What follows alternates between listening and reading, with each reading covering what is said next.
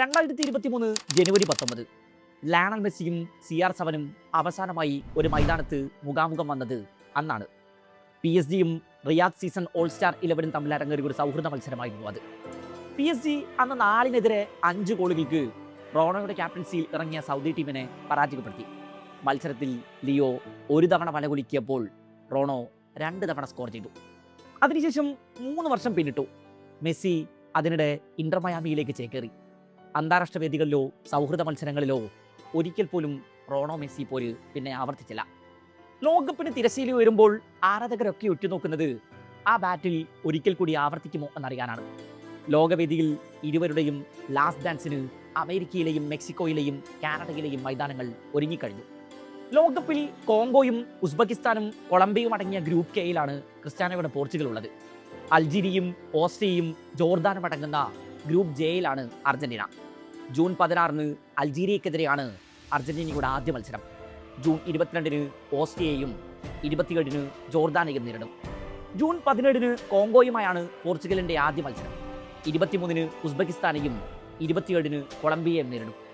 ലോകകപ്പിൽ Portugal Argentina പോര് നടക്കാനുള്ള പോസിബിലിറ്റികൾ എത്രത്തോളമുണ്ട്? നോക്കൌട്ടിൽ ഏത് സ്റ്റേജിലാണ് അവർ മുഖാമുഖം വരിക? നോക്കാം. വിശ്വവേദിയിൽ 3 സാധ്യതകളാണ് മെസ്സി റോണോ പോരിനുള്ളത്. 1, ഇരു ടീമുകളും ഗ്രൂപ്പ് റൗണ്ടിലെ മുഴുവൻ മത്സരങ്ങളും റൗണ്ട് ഓഫ് 32ഉം റൗണ്ട് ഓഫ് 16ഉം ജയിച്ചാൽ ക്വാർട്ടർ ഫൈനലിൽ പോർച്ചുഗൽ അർജന്റീന പോര് കാണാം. ഇരു ടീമുകളുടെയും സ്ക്വാഡ് ഡെപ്തും സമീപകാല പ്രകടനങ്ങളും ഒക്കെ വിലയിരുത്തിയാൽ ഇത് സംഭവിക്കാനുള്ള സാധ്യതകൾ ഏറെയാണ്. കൊളംബിയയിൽ നിന്ന് വലിയ വെല്ലുവിളികളൊന്നും ഉണ്ടായില്ലെങ്കിൽ പോർച്ചുഗൽ തന്നെ ഗ്രൂപ്പ് ചാമ്പ്യന്മാരാകും. അപ്പുറത്ത് അർജന്റീനയും അങ്ങനെ തന്നെ.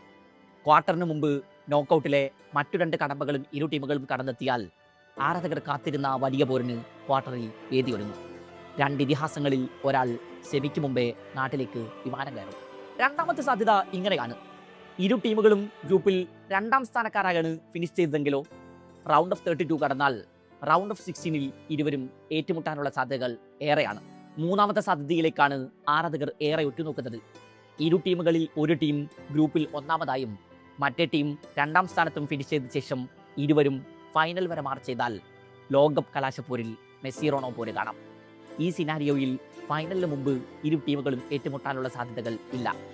അന്താരാഷ്ട്ര വേദികളിൽ 8 തവണയാണ് ഇതിനു മുമ്പ് പോർച്ചുഗലും അർജന്റീനയും നേർക്കുനേർ വന്നത്. അതിൽ 5 എണ്ണത്തിൽ അർജന്റീന ജയിച്ചപ്പോൾ 2 എണ്ണത്തിൽ പോർച്ചുഗൽ ജയിച്ചു. ഒരു മത്സരം സമനിലയിൽ കലാശിച്ചു. ദേശീയ കുപ്പായത്തിൽ 2 തവണയാണ് ഇതുവരെ റോണോയും മെസ്സിയും മുഖാമുഖം വന്നത്. അതിൽ ഒരു മത്സരത്തിൽ ഇരുവരും വലകുലുക്കി. 2014 നവംബർ 18 അവസാനമായി ദേശീയ കുപ്പായത്തിൽ റോണോയും മെസ്സിയും പരസ്പരം ഏറ്റുമുട്ടിയത്.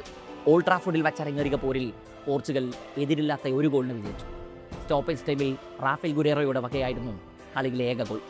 ആ മത്സരത്തിന് ശേഷം ഇതുവരെ പോർച്ചുഗലും അർജന്റീനയും ഒരു വേദിയിൽ നേർക്കുനേർ വന്നിട്ടില്ല. അതായത് ഒരു പോർച്ചുഗൽ അർജന്റീന പോര് നടന്നിട്ട് ഒരു പതിറ്റാണ്ടിൽ ഏറെക്കാലമായിരുന്നു. ഇക്കുറി ലോകകപ്പിൽ അതിന് വേദിയൊരുങ്ങും എന്നാണ് ആരാധകർ ഉറച്ചു വിശ്വസിക്കുന്നത്. ലാലിഗയിൽ റയലിനും ബാഴ്സയ്ക്കുമായി റോണോയും മെസ്സിയും അണിനിരന്നപ്പോൾ എൽ ക്ലാസിക്കോകൾക്ക് ഇരട്ടി ആവേശമായിരുന്നു.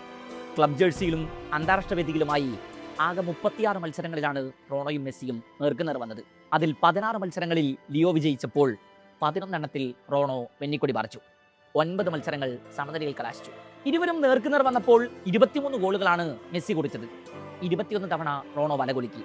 12 അസിസ്റ്റുകൾ മെസ്സിയുടെ പേരിലുണ്ട്. CR7 പേരിൽ 1 അസിസ്റ്റ് മാത്രമാണുള്ളത്. എൽ ക്ലാസിക്കോയിലെ ഓൾ ടൈം ടോപ്പ് സ്കോറർ ലിയോയാണ്. 2008 ഏപ്രിൽ അരങ്ങേറിയ ചാമ്പ്യൻസ് ലീഗ് സെമി പോരാട്ടത്തിലാണ് ആദ്യമായി ഒരു മൈതാനത്ത് മെസ്സിയും ക്രിസ്ത്യാനോയും നേർക്കുനേർ വന്നത്. പോൾ സ്കോൾസിന്റെ ഗോളിൽ 2ാം പാദം വിജയിച്ച യുണൈറ്റഡ് ഫൈനലിൽ കടന്നു. പിന്നീട് ചെൽസിയെ വീഴ്ത്തി കിരീടവും തോടി.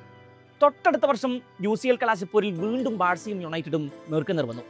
അന്ന് എതിരില്ലാത്ത 2 ഗോളിന് റെഡ് ഡെവിൾസിനെ വീഴ്ത്തി ബാഴ്സ കിരീടമണിഞ്ഞു. ആ മത്സരത്തിന്റെ 70ാം മിനിറ്റിൽ മെസ്സി കുറിച്ച ഹെഡർ ആരാധകർക്ക് ഇന്നും ത്രസിപ്പിക്കുന്ന ഓർമ്മയാണ്. ഹെഡ് ടു ഹെഡ് കണക്കുകളിൽ ക്രിസ്ത്യാനോയേക്കാൾ മേൽക്കൈ ലിയോക്ക് തന്നെയാണ്. കൂടുതൽ ജയങ്ങൾ, ഗോളുകൾ, അസിസ്റ്റുകൾ എല്ലാ കണക്കിലും മുന്നിൽ. വിശ്വവേദിയിൽ ഒരിക്കൽ കൂടി റോണോ മെസ്സി ബാറ്റലിന് കളമൊരുങ്ങുമോ? അങ്ങനെ സംഭവിച്ചാൽ ഫുട്ബോൾ ചരിത്രത്തിൽ ആ മത്സരം തങ്കലിപികളിൽ എഴുതി വെക്കപ്പെടും. തീർച്ച.